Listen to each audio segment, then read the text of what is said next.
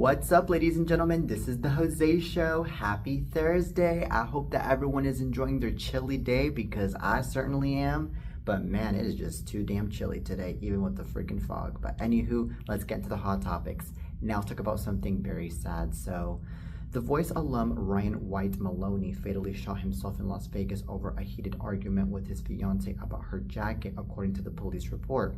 So cops say the incident began in the early morning Tuesday when Maloney, who was apparently drunk, got into it with his fiancée in their car after leaving the New York hotel and casino.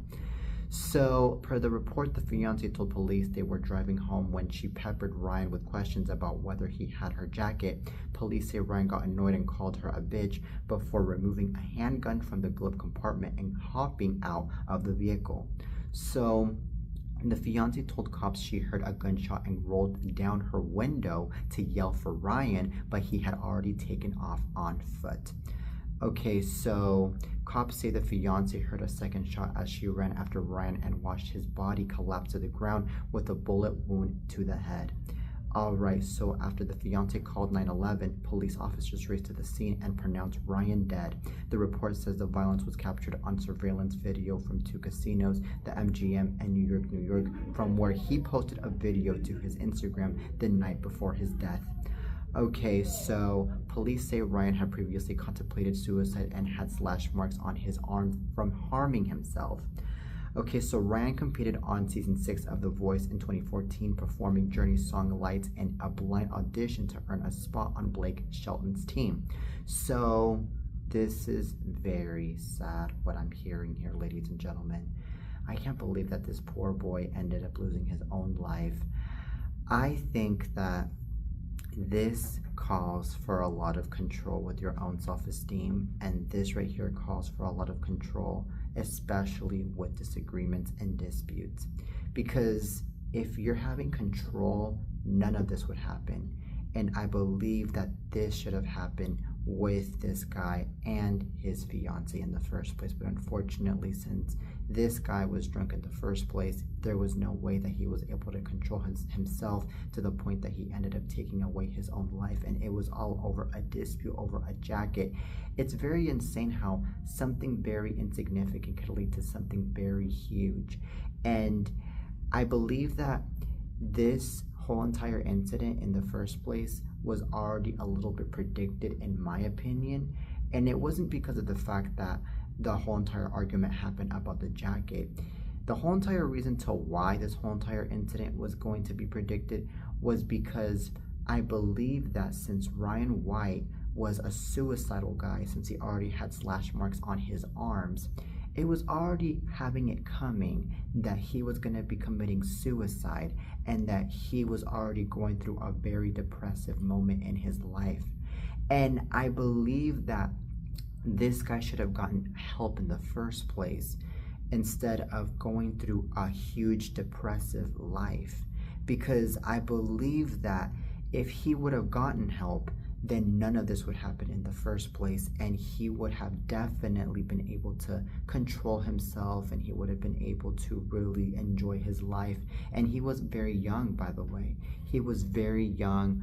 I believe he was only 43 years old, and he was somebody that was extremely talented, by the way. He had an enormous voice. He was highly loved on The Voice by Blake Shelton, by everybody else, and he was way well known. He was already having a skyrocketing music career, by the way, that lots of people were into. So it's just so tragic, and it's just so sad how all of that is now deteriorated, all because of a fight over a jacket, and all because of the fact that this guy unfortunately was a suicidal guy. Now, I believe that maybe his fiance might have something to blame in this, and here's why. Because I believe that since his fiance was over here questioning him about the jacket, and she was over here getting into the argument and this and that, I believe that she basically altered the moment in having him do something like this.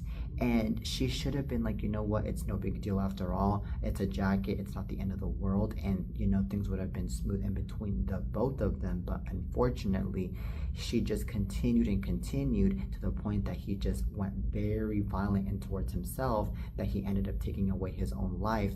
And I don't know though if the police ended up questioning the fiance, or if the police ended up, I don't know, doing some legal action towards the fiance, since the fiance is involved in the argument. But I can't imagine though that maybe the police did question her a lot on the situation.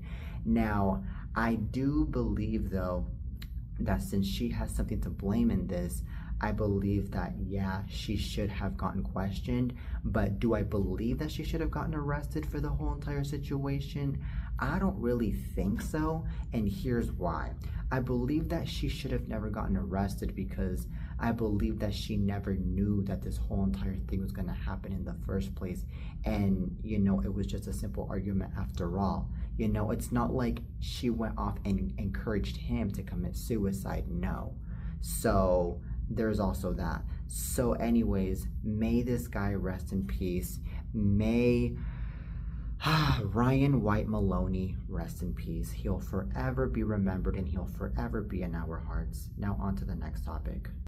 Now let's talk about something very sad. So as we all know, unfortunately, there was an immense crash going on over in Washington, D.C. with a plane and a helicopter. Well, no one has survived from the mid-air collision on Wednesday night between a commercial jet carrying 64 people and an Army helicopter carrying 3 U.S. service members near Washington. So recovery crews were searching on Thursday for bodies of victims in the icy waters of the Potomac River, where the 2 aircraft crashed near Ronald Reagan National Airport. By midday Thursday, the crews had pulled 27 bodies from the plane and 1 from the helicopter, officials said. So among the victims were several figure skaters from the United States and Russia who had attended the National Figure Skating Championships in Wichita, Kansas, where the flight originated. So President Trump promised on Thursday that a thorough investigation would be conducted, and he engaged in political attacks by criticizing the oversight of the Federal Aviation Administration in the Biden and Obama administrations. Now, the collision, the American Airlines said 60 passengers and 4 crew members were aboard flight 5342 when it departed from Wichita on Wednesday evening. The helicopter was on a routine training flight. The 2 collided at around 9 p.m. While approaching National Airport. The FAA said the plane was a Bombardier CRJ700 that was built about 20 years ago. The helicopter was a Sikorsky UH-60 Black Hawk operating out of Fort Belvoir, VA, Virginia. Okay, so the plane's path, shortly before the crash, the plane's pilots were asked to pivot its landing route from one runway to another, according to a person briefed on the event and conversation overheard on audio recordings of conversations that occurred between an air traffic controller and the pilots. So, as for the air traffic control, staffing at the air traffic control tower was not normal for the time of the day and volume of traffic, according to an internal preliminary FAA safety report about the collision that was reviewed by the New York Times. Now, the controller who was handling helicopters in the airport's vicinity was also instructing planes that were landing and departing from its runways. Those jobs typically are assigned to 2 controllers rather than 1.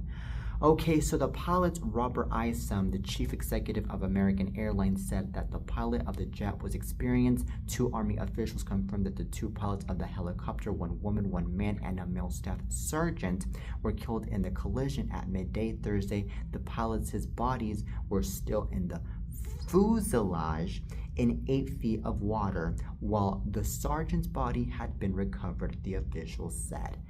Okay, so anyways, officials said that initial information indicated that nothing was unusual about the moments leading up to the crash. The night was clear and both the plane and the helicopter were following standard flight paths, according to Sean Duffy, the Secretary of Transportation. There had not been a breakdown in communication between the control tower and the 2 aircraft, he said. Okay, this is extreme. This is very sad. My hearts and prayers go out to all of these poor people that unfortunately did not survive the crash. And my hearts and prayers go out to all of the families of these victims. Whew, this is very tough. This is very saddening. This is very intense. May God be with us at all times. I cannot believe it. My heart really does break, man. I just don't even want to imagine all of the heartbreak that is going on right now with all of these families that said goodbye to their family members for the very last time and that saw them for the very last time, thinking that they were going to see them again after this trip that they were having. And I just can't imagine too, just all of those bodies being found with no life and just there. And oh my goodness, I think that this right here calls for a lot of safety, for a lot of control, and of course to make sure that this plane and this helicopter, but especially the plane, get to be in good conditions before being out for usage. Because that right there is the number one thing that should be checked before being used, okay? And I cannot believe that that was not checked, and instead this happened. And I also cannot believe too that, this crash even happened because, they were, up in the air, just being confident that, since they were up in the air, there wasn't gonna be a crash at all. But the crash happened. And I believe that a lawsuit is gonna be awaiting for all of this. And I can imagine that the Trump administration is gonna be filing a lawsuit for all of this, or God knows who, but most likely the Trump administration is going to do this, and it's going to be a really hefty one, because this right here was not a joke. This right here was the life of people getting taken away. May they rest in peace. Now, on to the next topic. All right, now let's talk about Sam Hunt. So Sam Hunt just got arrested last night under DUI charges. Okay, so Sam Hunt's booking photo was just released, and the dude looks none too happy to be in police custody as fresh details surface following his Tennessee arrest. Okay, so the country music star posed for his stone-faced mugshot at the Henderson County Sheriff's Office in Lexington, Tennessee, after he was busted for speeding in violation of ignition interlock device on January the 20th. Okay, so TMZ obtained a police report with new information about the car stop. Cops say Hunt was behind the wheel of a Ford F-250 truck driving over the speed limit as he headed west on Interstate 40 in Henderson County. Police say a trooper in a patrol car clocked Hunt going 85 miles per hour in a 70 miles per hour zone before pulling him over and asking for his ID. All right, so while checking his driver's license, the trooper confirmed Hunt was supposed to have a functioning ignition interlock device, which is a portable breathalyzer that measures your blood alcohol level, according to the police report. Now, Hunt was then arrested and booked into the Henderson County Jail before he posted $1,500 bond and was released. Okay. So as we all know, Sam was placed on probation after he pled guilty to DUI charges in 2021, but according to court records, his latest arrest did not constitute a violation of his 2021 conviction because he's no longer on probation, nor is he required to use the interlock system. All right. So this is insane that unfortunately Sam Hunt is not getting it. After his freaking arrest back in 2021, he's still doing his same damn crap. Why can't he just learn his own damn lesson and behave like a normal human being? Like, it's not hard, okay? And it's just so darn scary that he is over here driving like there is no tomorrow, up to 70 miles per hour, or even more than that probably, while being under the influence. Because what he just did was basically putting other people's life in danger and also putting his own life in danger as well. And he wasn't really in care about all of that. He just decided to do whatever the hell he wanted to do. And he thought that he was living la vida loca and that he was doing everything just fine doing so. And he also thought that he was not going to get caught doing that. But guess what? He got caught. I mean, when there are cops all over, especially over in Tennessee, making sure that you are driving. But this just comes to show that since he's Sam Hunt, he thinks that he has the privilege to break the law. He thinks that he has the privilege to do whatever the hell pleases him. But he doesn't really think about the fact that he is a human being and that he can most likely suffer the consequences just like everybody else. Okay? But I think that this right here really is embarrassing though, because I mean, his mugshot just got released and he looks really serious and he's over here just looking like he really regrets what he did. But I mean, I believe that this will hopefully teach him a freaking lesson that he will not be speeding and he will not be, driving under the influence anymore from now on, hopefully. All right. So this right here is a second DUI charge for the guy, I believe so, after his 2021 arrest for the same thing. And I believe that this is not going to look good in his records at all. So I feel so bad for the poor guy, but hey, he gets what he deserves. All right, now on to the next topic. Now, let's talk about Tom Welling. So Tom Welling, best known for playing Clark Kent on the Superman origin story TV show Smallville, has had a run-in with the law. TMZ has learned the actor was recently arrested. So according to police records obtained by TMZ, the 47-year-old was arrested in an Arby's parking lot in Eureka, California, just after midnight on Sunday, where the local police department picked him up for allegedly driving under the influence, and his blood alcohol level was reportedly at or above 0.08%. Okay, so on Sunday, he wished his wife, equestrian Jessica Rose Lee, a happy birthday on Instagram, saying she makes their family's dreams come true and inspires us even more. Okay, so Tom and Jessica have been dating since 2014 and tied the knot at a vineyard in Santa Ynez, California, back in 2019. They have 2 children together. Okay, so while fans will best recognize Tom for his work on the WB superhero drama, the actor is also known for starring in the Cheaper by the Dozen film franchise with Steve Martin, the dramedy series Lucifer, Draft Day, The Choice, and The Fog, among other notable credits. Okay, so Tom Welling, to me, in my opinion, is a very nice guy and he's a very good actor, but unfortunately, just like many other people, especially Sam Hunt, for example, he made a freaking mistake, especially with the law that ended up getting him to get arrested.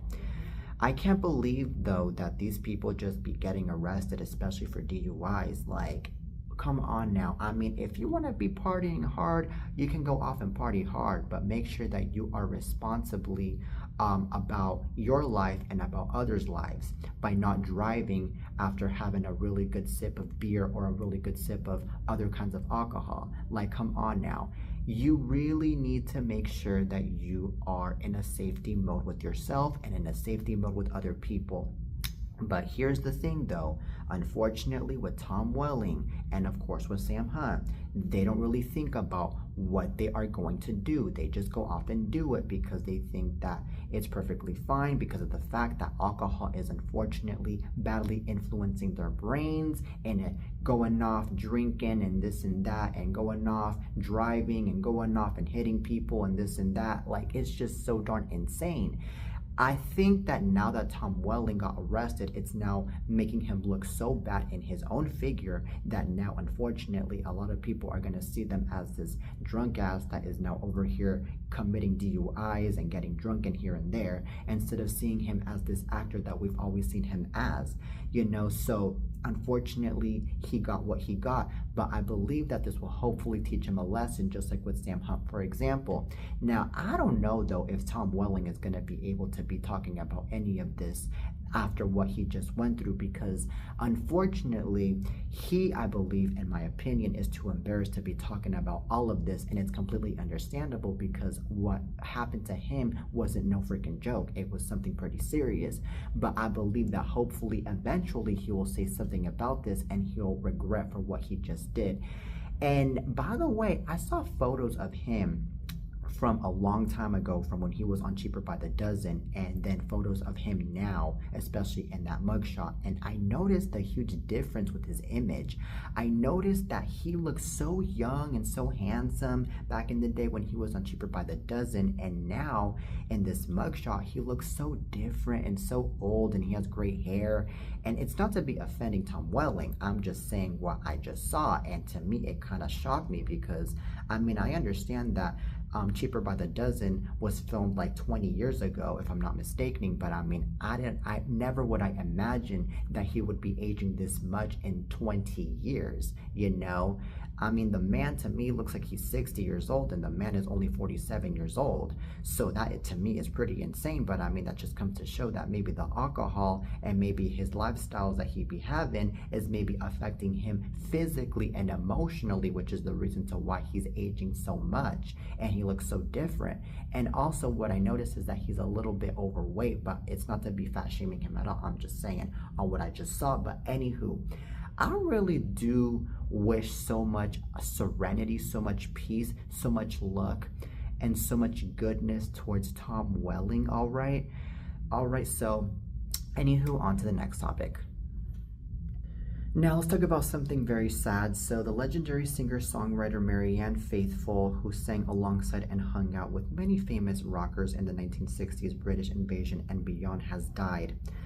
Okay, so Faithfull sang As Tears Go By, a hit single written by Mick Jagger and Keith Richards. The Rolling Stones later recorded themselves and was Jagger's girlfriend, which broke up her marriage at the time.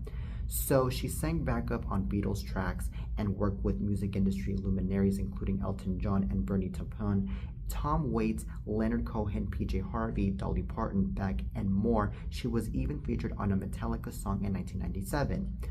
Okay, so she also appeared on stage and screen over the years and was a fixture in various fashionable circles spanning decades. Okay, so she married and divorced 3 times and is survived by her partner, François Rivard. Okay, so BBC News was first to report her passing. Faithfull was 78. Her cause of death was not released. Okay, so may she rest in peace. She'll forever be remembered, and she'll forever be in our hearts, ladies and gentlemen. I feel so sorry for the fans. I feel so sorry for, of course, the family. But hey, unfortunately, it is what it is. And unfortunately, we are just hearing so many tragic stories nowadays instead of hearing a bunch of beautiful stuff. It's very ridiculous and it's very crazy at the same time, because I feel like we're just starting off the New Year's, ladies and gentlemen, which means that we should be starting it off with a lot of positivity, with a lot of goodness and this and that. But unfortunately, we're starting it off with so much bad news and so much craziness. But hopefully as the months go by, things will get better and we'll hear better things, hopefully. Okay, I'm just saying, maybe less tragedies, maybe less deaths, please. Maybe less bad things in general, all right? Just saying. I hope and pray to God, that's for sure. All right, but yeah, but Marianne Faithfull, though, she worked with a lot of legends, though. She really had a lot of the luck to be working, especially with Mick Jagger, for example, because Mick Jagger, man, he was so freaking huge. I mean, he was well known in the rock industry. A lot of people loved the man, and a lot of people were looking up to the man. And, you know, because he was so popular, by the way, I'm sure he catapulted Marianne's career. And Marianne, by the way, was super happy, I'm sure, to be working with somebody like Mick Jagger. And she didn't just work with Mick Jagger, she also worked with a legend like Elton John, Bernie Taupin, Dolly Parton especially, which to me is also extremely amazing because, I mean, Dolly Parton, ladies and gentlemen, I mean, she is the legend of legends. She is the icon of icons, especially when it comes to that country music, ladies and gentlemen. And then, of course, Metallica, I mean, come on now. So, I mean, this right here is really like insane, man. Just how much she really worked with all of these legends and how fortunate, especially, she was to be working with all of these legends, and how amazed and impressed she might have been to just find out that she really had this close relationship with all of these legends and all of this. So, anywho, may she rest in peace, ladies and gentlemen. She'll forever be remembered and she'll forever be in our hearts. All right, so that is it for today's show, ladies and gentlemen. I really hope you guys enjoyed today's lovely episode of The Jose Show. Till next time, and may everybody have a lovely day. All right, now, peace.